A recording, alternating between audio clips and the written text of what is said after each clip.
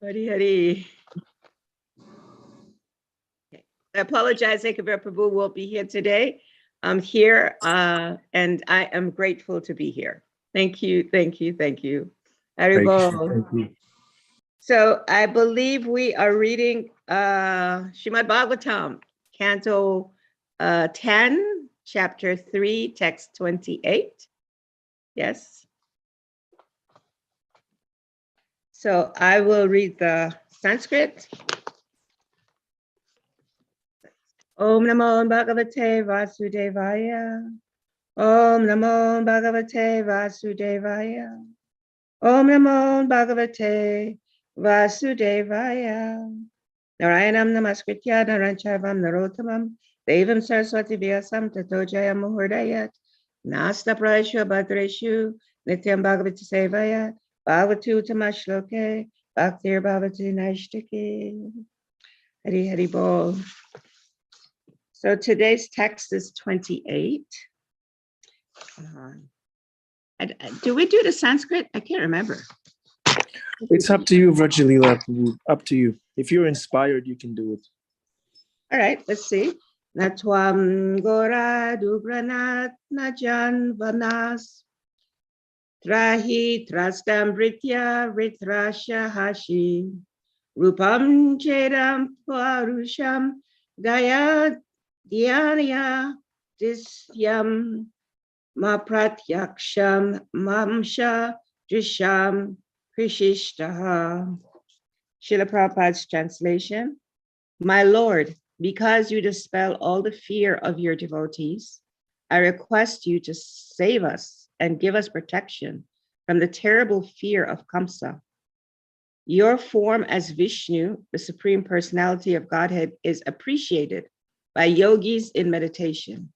Please make this form invisible to those who see with material eyes. I'm just gonna do my volume up a little bit. Let's see. Sorry. Okay. Srila Prabhupada's purport. The word yan dinishyam is significant in this verse because the form of Lord Vishnu is meditated upon by yogis. Yan navishtita tad gatena manasa pashyanti yam yoginaha. Devaki requested the Lord, who had appeared as Vishnu, to conceal that form, for she wanted to see the Lord as an ordinary child, like a child appreciated by persons who have material eyes. Devaki wanted to see whether the Supreme Personality of Godhead had factually appeared or she was dreaming the Vishnu form. If Kamsa were to come, she thought, upon seeing the Vishnu form, he would immediately kill the child. But if he saw a human child, he might reconsider. Devaki was afraid of Ugrasena Atmaja. That is, she was afraid not of Ugrasena and his men, but of the son of Ugrasena. Thus she requested the Lord to dissipate that fear, since he is always ready to give protection, abhyam, to his devotees. My Lord, she prayed, I request you to save me from the cruel hands of the son of Ugrasena, Kamsa. I am praying to your lordship to please rescue me from this fearful condition, because you are always ready to give protection to your servitors. The Lord has confirmed this statement in the Bhagavad Gita by assuring Arjuna, you may declare to the world, my devotee shall never be vanquished. While thus praying to the Lord for rescue, Mother Devaki expressed her motherly affection. I understand that this transcendental form is generally perceived in meditation by the great sages, but I am still afraid, because as soon as Kamsa understands that you have appeared, he might harm you. So I request that for the time being, you become invisible to our material eyes. In other words, she requested the Lord to assume the form of an ordinary child. My only cause of fear from my brother Kamsa is due to your appearance. My Lord Madhusudan, Kamsa may know that you are already here. I'm sorry, that you are already born. Therefore, I request you to conceal this four-armed form of your lordship, which holds the four symbols of Vishnu, namely the conch shell, the disc, the club, and the lotus flower. My dear Lord, at the end of the annihilation of the cosmic manifestation, you put the whole universe within your abdomen. Still, by your unalloyed mercy, you have appeared in my womb. I am surprised that you imitate the activities of ordinary human beings just to please your devotees. Devaki was so afraid of Kamsa that she could not believe that Kamsa would be unable to kill Lord Vishnu, who was personally present. Out of motherly affection, therefore, she requested the Supreme Personality of Godhead to disappear. Although because of the Lord's disappearance, Kamsa would harass her more and more, thinking that the child born of her was hidden somewhere. She did not want the transcendental child to be harassed and killed. Therefore, she requested Lord Vishnu to disappear. Later, when harassed, she would think of him within her mind. Om Ganati Mirandasya Ganagana Shalakaya Chaksho Militam Yena Tasmai Shri Gurave Namaha. Nama Om Vishnu Padaya Krishna Pastai Bhutale Shrimati Bhaktivedanta Swami Iti Namine.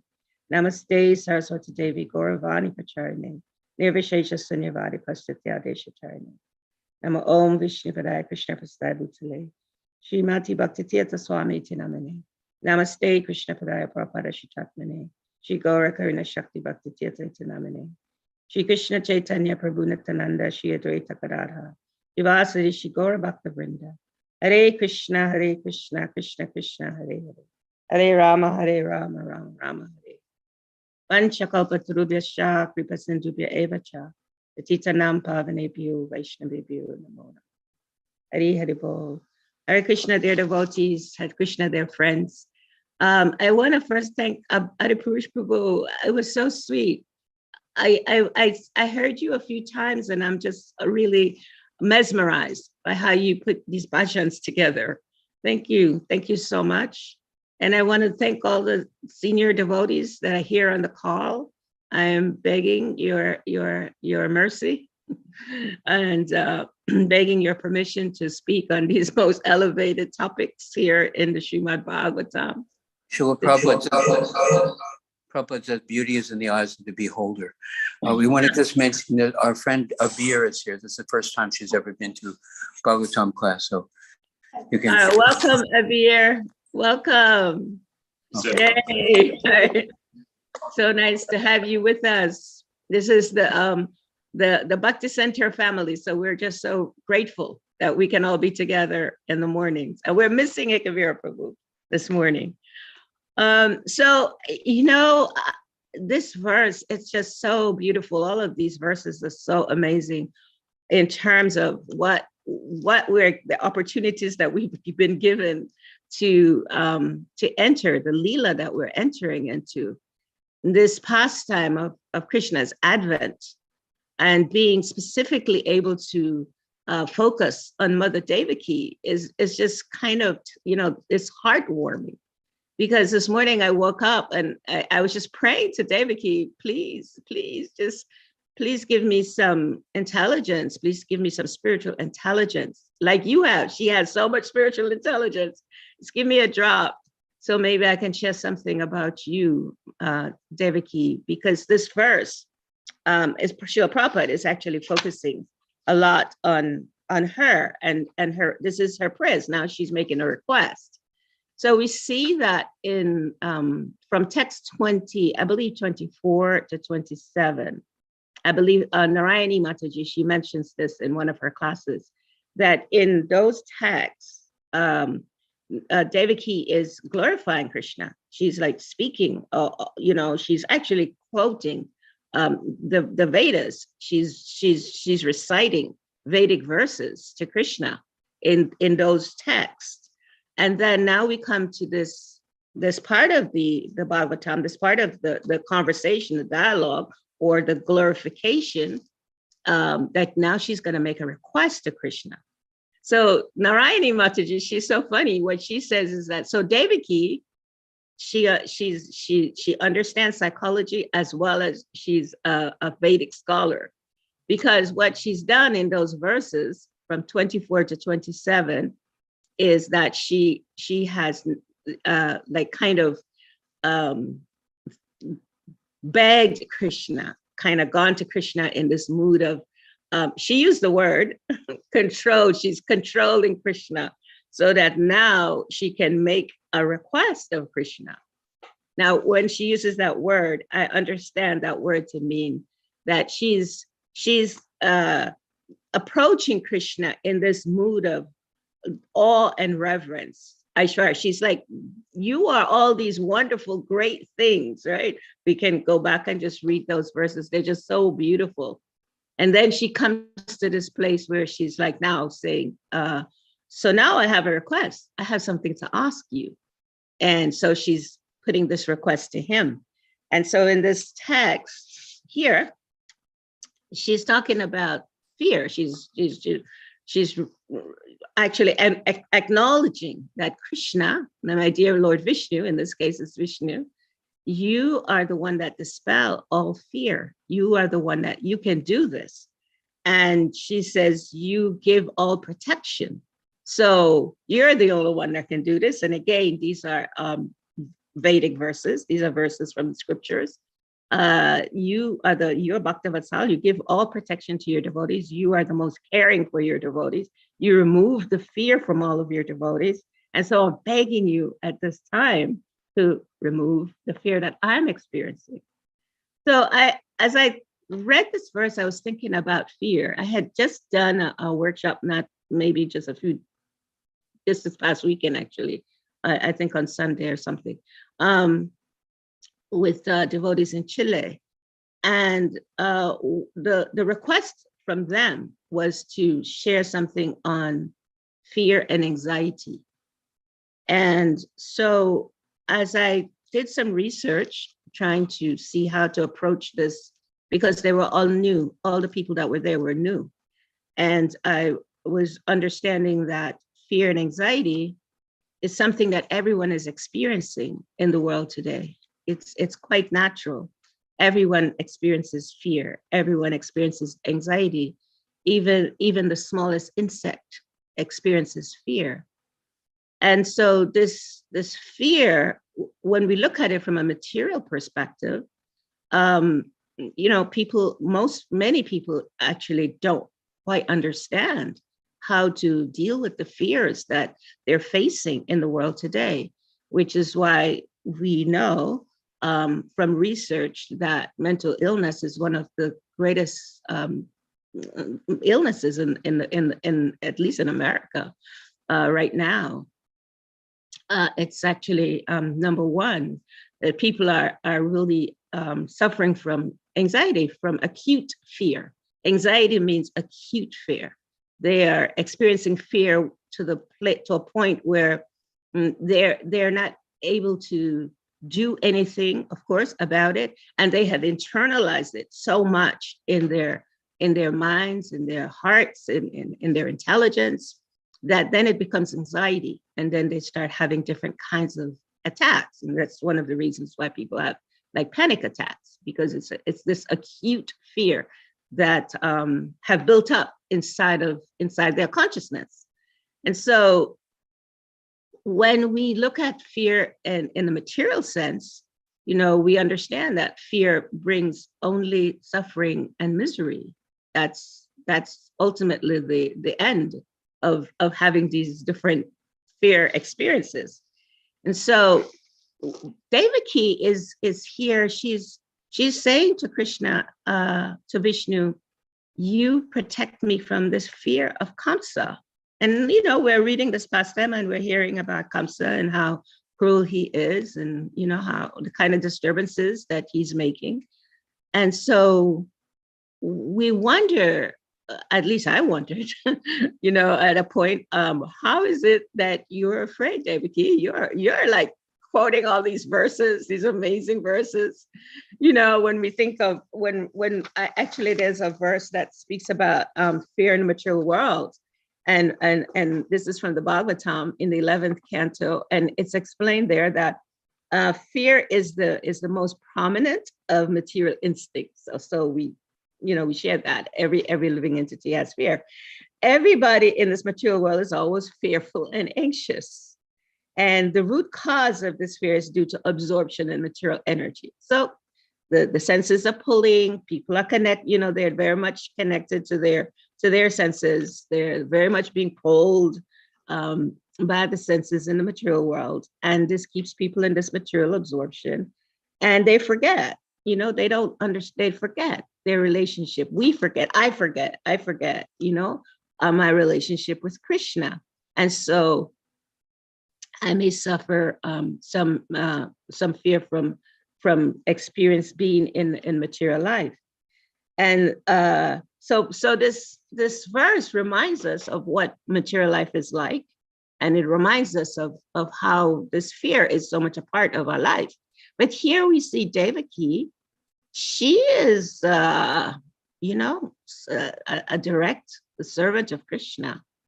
And the Lord is appearing from her, coming from her. Krishna is going to come into the material world in order to protect his devotees, in order to give us an opportunity to learn about Goloka Vrindavan, in order to give us an opportunity to understand a relationship with God. Krishna is coming for all these different reasons, and he's coming through Devaki.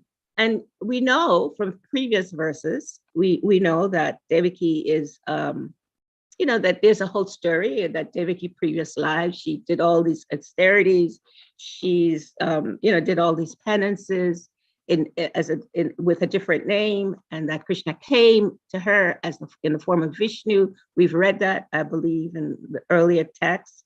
And now here we are, she's this personality that have all this knowledge, and Krishna, the Lord, is coming from her, and yet she's afraid. So Bhurijan Prabhu, he explains about this fear of Devaki, and he reminds us that Devaki's fear is different than the fear that we experience in material world. That Devaki's fear is actually considered like a spiritual fear. And we can read about that in the Nectar of Devotion. He explains to us that all the different emotions that we experience here in this material world, that those emotions are also, they're spiritual when we understand who those emotions are supposed to be used, in what way are those emotions to be, how are they supposed to be expressed? How and to whom are they supposed to be expressed? So in this pastime, Devaki is teaching us from this deep understanding of motherhood, this motherly affection, how fearful a person can be, how fearful someone can be when they are caring, when they are loving another person. In this case, the love that Devaki has for her child, the love that she has for Vishnu, who comes as a child, comes with 4 arms, yes, comes with all his, paraphernalia. And here he is, he comes and he's in this cell, and she is just like, she's not bewildered that he's shown up like this at all. She's just, just imagine any of us, having, an experience of something that maybe we're not so aware of. We probably would get really frightened. I remember some years ago, I lived in Africa many years ago. And I remember the first time I went to a natural habitat. And in this natural habitat, there were different kinds of animals. And one of those entities that was there was that they showed, they had, I don't know, quite a lot of them, were snakes. And I think I heard Prabhu talk a little bit about snakes yesterday, Chaitanya Charan. Anyway, there was these snakes. And what was interesting about this habitat is that they were showing, they showed people snakes that most people were not aware of, that snakes that have like more than one head. They have one body, but more than one head. And actually, this is real. I actually saw this. I'm not making this up. And then recently it was confirmed, because it was confirmed even in regular society, because some really prominent personality had a snake pet like this, a pet. It was a pet. And this person was explaining that when he would feed this snake, which was a pet, he had to use a spatula to separate their heads, because each head would try to get to the other head when he was feeding them. So that gives us an example of what Prabhupada tells us about snakes. But in any case, the reason I'm giving that example is only to say that there are many things in this world that we just don't understand. There's many different kinds of, living entities that we may never have seen. If anybody ever goes snorkeling and you go under the water, there are entities there that you just wouldn't believe, like the first time I saw a manatee, like this, I don't know, it's not a fish, I'm not sure what it is, but it has breasts, and it lives in it lives in the water. It's kind of these different kinds of things are there. So the fact that Vishnu appeared to Devaki, with 4 arms, to some of us it might sound a little weird. Yeah, giant sea cow, that's what it's called. It's called manatee. It's a mammal. It's a mammal. Thank you. So it may sound really mythical, like, how's that possible? But if we, like I said, if we look in the material world, there are things here that we could consider mythical, many things, So in any case, Devaki was not afraid of that form at all, because she was a very sastric lady. She was a very sastric person. She knew Krishna, because remember, Krishna had appeared to her, Vishnu had appeared to her in a previous life in that form. So she was not so much afraid of Vishnu in that the way he appeared. She was afraid for him getting killed. And so that is the distinction. In the material world, we have so many fears. People afraid of flying, people afraid, now people are afraid of being in social environments, so many fears we may have. In case of Devaki, the differentiation or the distinction is that Devaki was afraid for Krishna. She was afraid for the Lord. And so that's a different kind of fear. We could say Devaki was covered by Mahamaya in terms of her, Yogamaya, in terms of her, expressing fear. And she was fearful. And this is the pastime. She was fearful. However, that fear of her child being killed, which happens to be Krishna, was more important to her. This kind of love. And so this is the focus that I'd like to express in this verse today. Mother's Day is coming up, and there are many mothers, I'm sure, on this call. And this love of a mother is even expressed here in the material world. We see how even in the animal species, there's this love that's there. We can understand it by sometimes just watching. I live in the country, so I get an opportunity to see all different kinds of living entities. And I'm always amazed, to see like I mean, I don't always know that it's the mother, but I get an idea. Because I watch how for example, I don't know, rabbits, they're running around all the time over here, everywhere. They're everywhere. But we'll see that there's a person that comes at a time and just gets them all together. And then all of a sudden they stop running all over the place and they just follow this person. And I'm thinking that must be the mom. Or we see the deers, the deer. And we see the deer, they're running back and forth here, just constantly. But then we see one person comes, and then we see they all go around this person. And then I'm thinking, oh, that must be the mom, right? We could say that could be the dad too, which may be, because in this case is both, it's Devaki and Vasudev that's having this parental relationship, right? This Vatsalya Ras that they're experiencing with Krishna, with Vishnu. But however, the point I'm making is just this motherly affection is something we can even understand in this material world. Narayani, again, she tells this pastime of this mother in I believe, I can't remember which country this was, but anyway, there was this tsunami that had happened some years ago.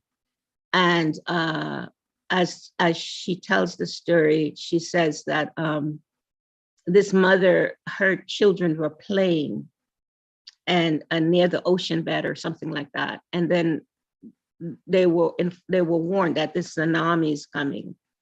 And everybody was running away. They were trying to get away from that area where the children were all playing. There were many people out there. Anyway, they're running away. But instead, the mother was running towards that place where the tsunami is supposed to be coming. And why was she running towards there? Because her children was there. And she had to get her children, take her children away from there. So in the material world, this affection of a mother, and we're not speaking about like this, in this world, there's a lot of dysfunctionalism with motherhood because of fear and anxieties. It's caused this type of dysfunctionalism. So we're not speaking of a dysfunctional situation. We're speaking of like, traditional mothers that maybe have not been so much affected by the external energy. So this mother, this mother was running to get this child, to get her children. Apparently there were 6 children. So she was running to get her children. And so Devaki, she's experiencing this motherly affection for Krishna, for Vishnu. And she's saying, look, I don't want you to get killed. I don't want you to get hurt. My brother, he's crazy. Kamsa is crazy, right? So we know that Kamsa will probably kill you if he sees you. So I'm begging you. And just imagine this mother begging her child to disappear, just like become invisible, just go away, don't stay like this. You can't stay like this. I mean, can you imagine a mother giving birth or the child coming and you saying, no, I don't want you. Not like this. I don't want you. So of course, this is why she's praying to Krishna, because she's understanding, that Krishna protects, right? This is Krishna's role. Krishna will protect her, and she knew that. And even though she's experiencing this fear, she knew Krishna will protect her from this fear. And so this is what the materialists don't really understand. And I speak from my own experience of having many fears. This is what I don't always understand. That, Vraja Lila, for 40 years, you've been chanting Hare Krishna. And when you experience fear, like now, Ekavir Prabhu, whenever he travels, I'm always a little anxious, okay, is he going to be okay? Is this, whatever, material energy, right? Just, and so there's some little bit of tension, some little anxiety. So then I think, Vraja Lila, all you have to do is just take shelter of Krishna. That's all, you know, and that anxiety, that whatever that little fear might be, that little tension that might be going on inside of you, that's the way that it goes away, right? But I don't always do that. And sometimes I'm able to just sit and say, yeah, when I feel that tension inside, that fear inside, that anxiety, I'm able to sit and say, be still, breathe, chant, you know, or call in Krishna's name, or read a verse, you know, it'll go away, right? Sometimes I'm able to really do that. Sometimes I'm not, you know, especially if he's gone far away. I haven't heard from him in 12 hours, whatever. I'm like, okay, what's going on? So Devaki is showing us, she's teaching us as a mother, right? She's teaching us. She says, yeah, you know, I am experiencing this fear. I'm experiencing this fear, but I know Krishna can protect me from this fear of my brother that I have. Is so strong. You know, she's not telling us not to be afraid. You know, she's not telling us don't embrace your fears. She's not saying, you know, there's something wrong with being fearful. She's saying, no, I am embracing that I have this fear of Kamsa, and I am saying this to my son, my Lord. I'm like, I am afraid. Okay, you may be God, you know, that okay, but you know what? I'm still afraid. I'm still afraid because, you know, he's quite dangerous, my brother, very dangerous. He's going to kill you. He's going to want to kill you. So she asked him to be invisible because she understood that if he appears ordinary, just ordinary, right? Prabhupada used that word in the purport, ordinary, like an ordinary child, then maybe, just maybe, that will, you know, somehow soften his heart that he's just an ordinary person. And maybe that might make him not want to kill you, right? So that just kind of brought some kind of, you know, I had some thoughts about that in this world, when we are ordinary people, ordinary means, you know, we don't care about much. We just want to, you know, maybe we're just in the mode of ignorance or passion or whatever. You may be goodness, doing what nice things, but we're still ordinary. Why would we considered ordinary? Because maybe we don't have knowledge of, you know, like who we really are. So that makes us ordinary. And so here Prabhupada uses that word. Devaki is saying, be ordinary, just be ordinary. If you're ordinary, yeah, maybe he won't want to kill you. But the minute he knows that you are, he sees you in this form, he sees you as somebody, you know, it's not that Kamsa didn't understand, you know, about the Lord. I mean, I don't know, Vraja Prabhu, I think you're here. I think you were welcome this morning. You were acknowledged with a good morning. And I think you can, and of course, Adipurusha Prabhu. I'm thinking Prabhupada used this word ordinary in helping us to understand that if this child is not seen as someone that has some power, someone that could, you know, create some, you know, some big disturbance, you know, bigger than Kamsa, or then Kamsa, you know, he wouldn't be afraid. He would just think, oh, this kid, this is just a regular kid, you know. So I'm thinking this is what Prabhupada is explaining in this purport with Devaki's mood of him being ordinary. He's just an ordinary child. And so, yeah, many people are not intimidated or they're not disturbed by being ordinary. People love to be ordinary in the world because to be ordinary means you don't have to do much, you know, you can just be with the flow of, you know, what's going on in society, what's going on in the world, you know, just kind of flow with everything and not try to be, yeah, too much of a different, make yourself too much different than the ordinary in the world. And I remember my spiritual master, Bhakti Tirtha Maharaj, he always used to tell us, he says, we are extraordinary. We are not just ordinary, we are extraordinary. I sometimes wonder if that didn't make us too puffed up. But in any case, he used to tell us that all the time. We are extraordinary, meaning that, we have Krishna in our lives, meaning that we are able to take shelter of the Lord's representatives, Srila Prabhupada, meaning that we have a purpose in life. We're not just ordinary. So here, this word of Devaki, just become ordinary. That might appease Kamsa, right? He might not want to kill you. So here's this, again, this motherly affection, this motherly love, this spiritual love that transcends even the understanding that she is having God, who Krishna, Vishnu, just with his mace, just with his conch, he can just blow something and he could destroy, Kamsa, right? But she's not thinking like that. She's thinking, you're my child. You're my child.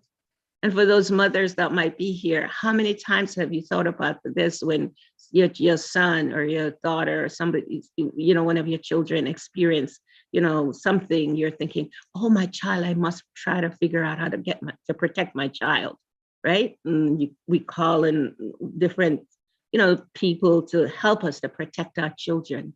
So like this, she's asking Vishnu, please, my Lord, please don't, just go away in this form. And so we hear Prabhupada mentions this, and often, in this purport, he's saying this a couple of times in this prayer of Devaki. Devaki, she's praying, and Srila Prabhupada is bringing this to our attention all the time. And my kids are 29. Yes, we're always anxious, right? Always trying to figure out how to protect our children. Because in this age, in this time that we're living in, unfortunately, the Kamsas of this world, they are really, like taking our children in so many different ways, which is quite unfortunate. Our children are getting caught in this net of Kamsa's mentality. And we see that with our children today in terms of drugs, in terms of so many different things that's Kamsa mentality that's prevailing our world, and they, Srila Ranat Maharaj used to say, there's this big net, that's being thrown of material energy. And this net pulls in so many people. And of course, the young people, because they're not always fortunate to have parents that can protect them, then they get pulled in like this. Or their parents might not have knowledge, right? Because knowledge is what really is it's knowledge is power. Knowledge is what helps us from getting pulled into this net. So anyway, in this last part of this purport, and I'm going to end here, Devaki was so afraid of Kamsa that she could not believe that Kamsa would be unable to kill Lord Vishnu. So this is what Prabhupada is bringing to our attention, that this motherly love was so strong that even though she was bringing forth this child, that's going to give us all kinds of pastimes in this world to help us to remember who we are, that she thought, oh, Kamsa can kill him. Kamsa can definitely, create this big disturbance. And so, therefore, Prabhupada says, she requested Lord Vishnu to disappear. Even though, and Prabhupada ends with this in the purport, even though she knew that she was going to get harassed by Kamsa, right? She knew that Kamsa would not just let her have this child, and it was just like, okay, it's all okay. Now you have this child, I'm going to save the child. No, she knew Kamsa would constantly harass her and Vasudeva. And so, however, she says, I just kept thinking of my child in my mind, just thinking of my child in my mind. And I think of all the mothers in the world that for whatever the reasons are, maybe they had their child taken away, or maybe they weren't able to be the parent that they may have wanted to be. As we said, mental illness is one of the things that's really distracting people so much today in the world. Lack of spiritual knowledge is a huge distraction. So oftentimes parents aren't able to be the parents that they would like to be. And so this mood, right, of Devaki in this verse is to remind us that the only shelter that a mother has in this world is the shelter of Krishna.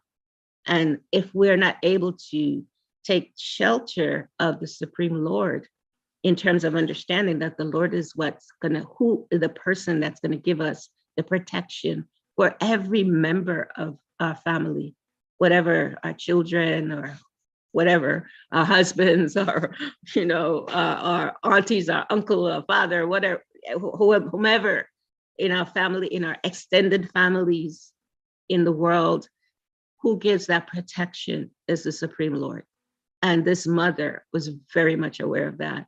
So this is the lesson that I took away from this verse, that I, as a mother, it's important for me to pray to Devi to assist me to be more in that mood of taking shelter of the Supreme Lord for protection of my children. So thank you very much. Hare Krishna. Thank you very much, Vraja Lila. Devi Prabhu, would anyone like to ask a question or make a comment or reflect on what has been said so beautifully?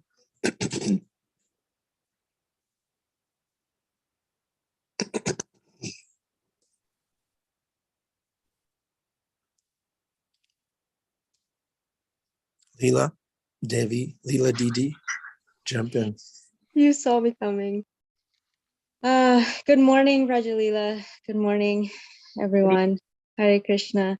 I found it really, I don't know, I found it a relief when you were talking about how we all living entities experience fear and anxiety, that it's just a condition of being in this material world. Because then I realize it's not just me, it's not just the times, this is just what it means to be in the material world and being absorbed in it. You also mentioned that fear comes when we're absorbed in the material energy. And what that means to me, and the reason that I feel relieved a little bit, is that if it's a problem for everyone, then there must be some solution. And the solution is taking shelter of Krishna. And I was reading in the third canto how Kapila Dev was saying that the sun shines, out of fear of me, the moon rises out of fear of me, like everything happens out of, and so fear itself is afraid of Krishna. And now the question is, what does it mean to surrender? And that was my question when I was reading this. We talk about that a lot. Everything is surrender, surrender, surrender, surrender. But can you give some practical, what does that mean in my life? I feel like I have no idea what it means. I try to think and pray and trust. That's what that's the little bit that I can get of what surrender means. But can you elaborate on that, please? Thank you, Lila, so much. And thank you for reminding us that even fear is afraid of Krishna. Thank you. In this verse, Devaki she's teaching us how to surrender. Surrender has so much to do with our faith, our trust in the people that's around us, that's helping us. That's so huge, especially when we're in an organization that is dedicated to helping us to love God. That's the mood of the organization. That's the mood Prabhupada created, is how to love God. How do we develop love for God? How do we develop love for the Lord, for Krishna, for the Supreme Personality of Godhead? And because we're doing it through the institution, oftentimes the institution may have, persons that are kind of, how do we say, I put myself in that category, where we're purified, we're getting purified in that mood of loving Krishna. So sometimes our faith and our trust might get challenged as we're learning to love Krishna. But however, that always remember Krishna, never forget Krishna. That's the basis of our philosophy. And so this surrender comes from, to the degree, Bhagavatam Prabhu, he says this always, to the degree that we trust and Krishna, to the degree that we're seeing that we're detaching from material energy, to that degree we are able to just understand that yes, we are making some advancement, and surely we can see just by chanting Hare Krishna, just by chanting by chanting the holy names of the Lord, we can see that those material desires that we may have are getting minimized. And so that's the surrender. The surrender is that we're giving up our taste for material energy and we're developing a higher taste.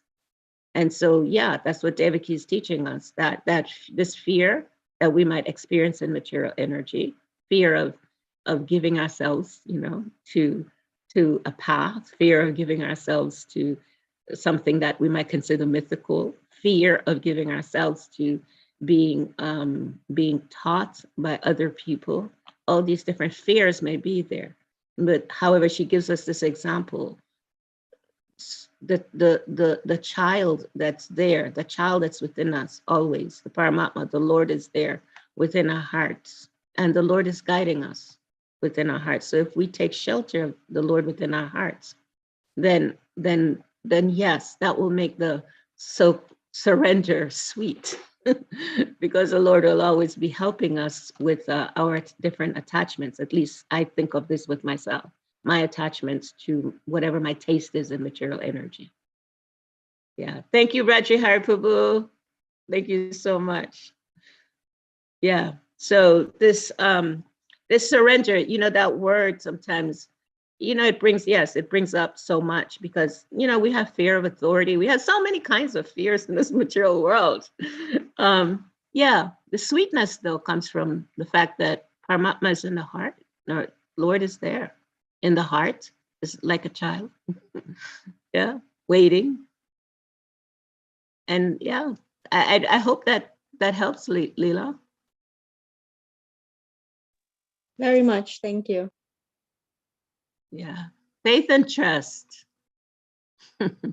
Devaki trusted Krishna. She knew, you're Bhaktavatsal, you're going to protect me from this fear. But I got it, even though I got it. I have it. Yeah. Haribo. Okay. Would anyone else like to contribute to the Srimad Bhagavatam class, dear devotees? Hare Krishna, this is Isabel. I'm so sorry I can't go on camera because I'm in the process of getting dressed for work. But I wanted to say this class was so very special right now. And it just reminded me, how wonderful Krishna is, because as a parent and as a regular human being, we do stress, and especially when we have kids, because we're no longer just us. It's me plus them, and then all of a sudden they become so much more important. And I have found that through Krishna consciousness, I have so much more strength to stay calm, cool, and collected when I am faced with very difficult moments with my children, and that is through again, not through me alone, but through the faith that I have in Krishna. And when I pray, it's not only for my kids' enlightenment, but also for Krishna to enlighten me to be able to deal with them in a way that's loving and comforting, and not in a way that's anxious and scared, because then that just makes them more anxious and scared. And again, my kids are 29 plus, and I've done it both ways. I've done it that, oh my God, you can't be doing this to me. To the, okay, how can I help you? Yes, I'll listen to you. Just a lot of love and support. And again, that's through, having faith in Krishna. Thank you. Thank you very much for the class. It was wonderful. Thank you so much. Thank you for your kind encouragement. Thank you. I think I see Angelica. Yes, Hare Krishna. Haribo. Thank you so much for being here. Thank you so much for being here. I wanted to reflect because I feel a lot of gratitude from what just came to me from listening to you, and as you were speaking about surrender, and also as part of the discussion was how difficult it is to actually completely surrender. I am just feeling this awe about the fact that the process of Krishna consciousness is the means and the end, and it's so beautiful that we are given opportunity to be able to surrender even when we cannot do it, hoping that in the future we can do it, in a sense that we can be accepted as disciples, with having enough faith to be able to commit to the process, and yet not enough faith to be fully surrendered at that moment, or being given a holy name and still chanting offensively, hoping and trying our best that eventually we'll come to the stage of chanting without offenses. So I'm just having this really big gratitude for that, and how much mercy we are receiving, invited to this process, knowing that there's so much that we have to work through. Wow, thank you so much. Yes, and the devotees, they're very important in our process.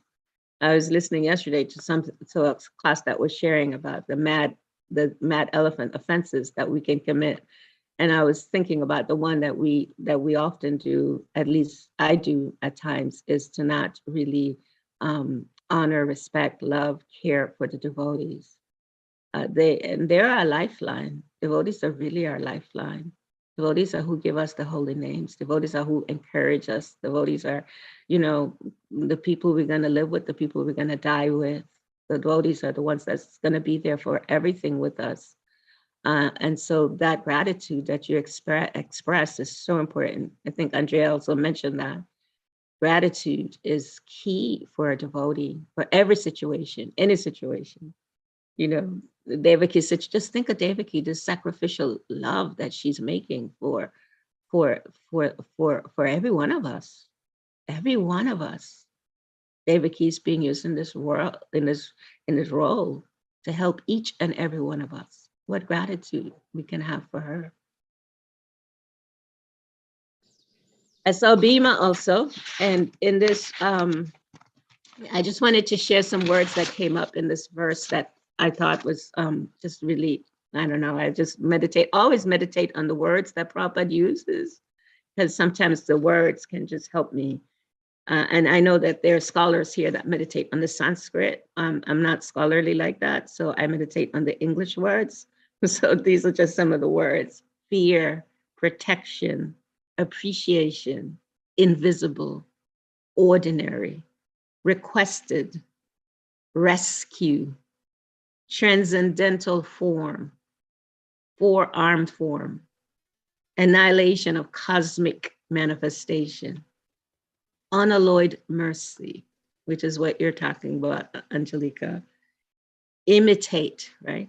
And harassed. Devakis, we're always going to be harassed in terms of surrender. That's what material world does. What's that verse? Padam padam yavi padam natesham. There's danger at every step. If we remember that, when we live in a dangerous situation, we're always going to be attacked, always. And our protection are the devotees. That's our protection. Of course, Krishna arranges for us to be in environments with devotees.